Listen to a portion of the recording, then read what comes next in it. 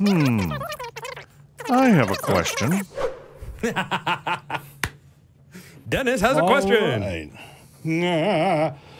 What's funny is with that animation, Okay. one of them's wearing a blue shirt, but the one wearing the blue shirt was bald and had giant 1970s glasses. So, am I dressed correctly? No, never mind. What's your question, Dennis? Well, it's not my question. It's listener mail. So what's your listener? What's the listener mail, Dennis? Let's see. This is from Linda. I enjoy listening and now watching your show very much. I came across the article below written up in Conservapedia, which I know is a biased conservative source of information, which talks about a study done by Georgetown University, another biased source of information, that says that atheists in quite large numbers eventually revert to some form of Christianity. If this interests any of you, I'd like to hear your thoughts on this. Great. Now I've got to open up the link. Ew.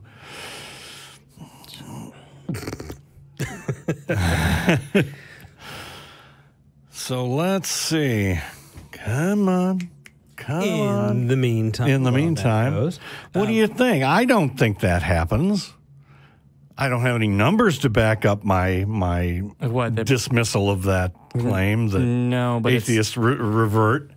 Yeah. No. But it doesn't sound right to me. I would feel like most atheists don't think about it and wouldn't call themselves atheists because it's just not important to them. They don't think about what they believe. And so I would say it would be more reasonable as a hypothesis to hypothesize that most atheists never formally deconvert or whatever. Then most atheists go through this, determine that they don't believe something, and then go, actually I do. Oh, wait. What was his name? He did the Case for Christ. Oh, gosh. Lee Strobel. Yeah. He paints himself in his book as having been an atheist and reverted. But when he describes that period of when he was an atheist, it's like we're going, no. Yeah, I'm unaware of very many atheists that put together presentations about why evolution is inaccurate for their church. That does seem kind of weird. Yeah. To put together presentations, I mean, we don't do that. Yeah. The story has loaded. Atheism and its retention rate in individuals. In 2012, a Georgetown University study was published indicating that in the United States, only about 30% of those who grow up in atheist households remain atheist as adults. According to Dr. Mark Gray, of those raised as atheists, 30% are now affiliated with a Protestant denomination, 10% are Catholic, 2% are Jewish, 1% are Mormon, and 1% are pagan. Right off the bat, that's weird. Yeah, I feel like it's... Because raised as atheists? Is that what atheist parents do? None that I'm familiar with. They usually give their kids the freedom to choose. The freedom to choose and the freedom to think. And then the 1% Jewish is like, oh, okay, so there's a bunch of secular Jewish families that would just say like, yeah, now. And then their children reconnect with the tradition. And I actually am trying to imagine the atheist family, right? The atheist family unit that raises their children in this strictly atheist manner, like the child is actually cooking a Sorry, what? No, I was doing the thing because that's the atheist family unit. The atheist family unit actually like involved in that. So you go into the kitchen and the child's biting into a Hebrew National hot dog and the dad just slaps it out of his hand and goes, no, we are atheists in this house. You will eat haram and like it, you know? Well, I mean... How do you maintain an atheist bubble? I mean, it doesn't seem to make sense. It blows my mind, you know? You're only reading Dawkins in this house, okay? That's right. Jeez. They says the retention rate is even worse for the full-blown atheist population. 60% of those raised atheist abandon atheism, and 0.5% of the population was raised atheist, and 0.3% of it left atheism. And while 1.4% of the population became atheist, the fact that nearly all of the nation is not atheist means that the non-atheist population has a retention rate of 98.6%, which is nearly 2.5 times better than the atheist retention rate of 4. What? What the hell is this garbage?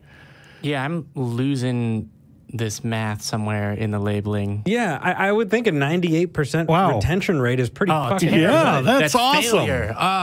That's... Yeah. Oh, it means that the non-atheist population has a retention rate of 98.6. Oh. The non-atheist. Okay, that's not confusing at all. The theist which is population nearly 2.5 times better than the atheist retention rate of 40%.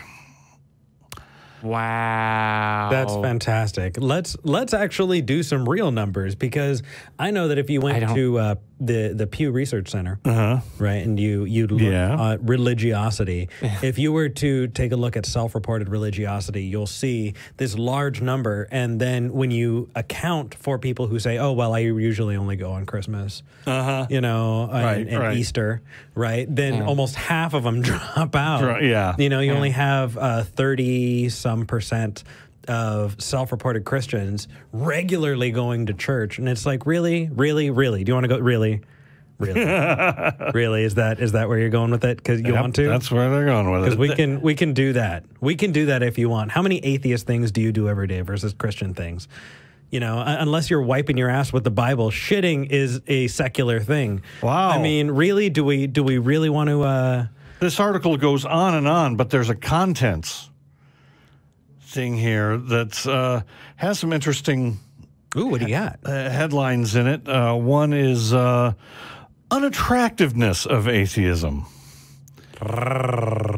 No, unattractiveness. Atheist factions and infighting. Unattractiveness? Unattractiveness of atheism. Can we? Is it? I mean, really. Let's get a camera on Jamie. Average. Okay. All right, Curls. Let's get a camera. Let's get a camera. No, you're on the couch tonight anyway. It doesn't matter. Look at that. Look at this sexy man over here, right, with his well-groomed beard, right. He's available. That's true, actually. Hashtag right swipe Jamie. God. Hashtag right swipe Jamie. Oh, there's no swiping on Tinder or on Grindr. But it's been said. Yeah. Jamie is single, gentlemen. All right. So what is? My job is to derail the conversation. Right. Thank you. What are we're talking about? Unattractive. Something. Oh well, infighting. Scroll down to there, and we actually have just addressed both of those things: it's infighting and attractiveness. Basically, this is reasons for the non-retention. You know, that is totally existent. Yeah. The non-retention. It's all those the American Christian churches keeping track. Todd Strandberg said of atheism, the ranks of atheism have always been small. The key problem with atheism is that it lacks a strong selling point. I don't know. Have you seen the atheist pamphlet, Dennis? Selling point. They're trying to sell atheism. Well, it their gets gods. It gets a lot easier to sell when you're saying not Christianity. That, you get to point to, look at the hypocrisy and horrendous shit that these guys are doing. We're not that, and all of the good parts of church. Throughout mankind's history, most people have found atheism to be uninteresting and ungratifying. False. Fuck you.